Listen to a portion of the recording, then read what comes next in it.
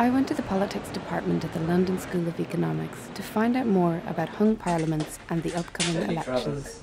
A hung parliament means that neither of the big major political parties in Britain would have a majority of seats in the House of Commons. The UK political system has generally operated with the expectation that one of the major parties, the Labour or the Conservatives, would get more than half the seats and then govern on its own. Now, there are plenty of different examples in other countries where you have coalition governments with more than one parties working together formally, but in Britain it's normally been expected to work with one party with a majority. Now, if there were not one party with the largest of a majority, then the question of whether it would operate through a coalition with another party or as a minority would be raised. If there were a hung parliament, if one party doesn't have a majority, and then there was a minority government, which is the most likely thing, then there would be a real chance of a general election within, say, 18 months. I mean, the parties would have to be careful not to rush to a general election unnecessarily, because that's thought to be unpopular with voters. But it would be difficult to govern over a longer period without a majority. In the case of a hung parliament, the Liberal Democrats would find themselves holding the balance of power. But party leader Nick Clegg has said that they will not form a coalition party.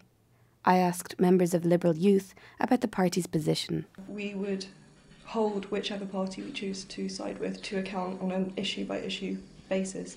So there's no point in saying that Nick Clegg's going to side with David Cameron or with Gordon Brown. It is essentially up to the people, firstly, who vote. So whichever party's got the highest number of votes is obviously more likely to get the Liberal Democrats' backing. But as I said, it's going to be on an issue-by-issue basis, and whatever happens, we're going to make sure that everything is done with the intention of the population at heart. By forming a coalition government, you're looking to have to compromise on some things.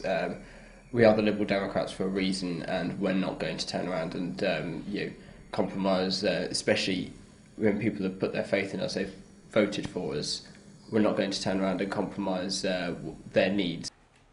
So if there were a hung parliament and the Liberal Democrats refused to form a coalition, what would happen next?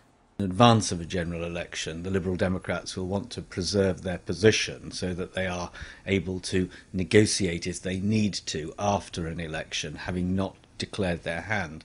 But I think if they genuinely weren't prepared to go into a coalition, it would very heavily imply a minority government. That is, that a government would take office which didn't have a majority of the seats in the House of Commons, and then would have to govern, in effect, every now and again challenge the minority and the other parties to say, well, bring us down.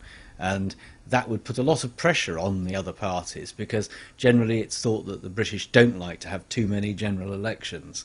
The political landscape post-election looks increasingly uncertain, and with recent polls showing a narrowing gap between Conservative and Labour, a hung parliament looms on the horizon.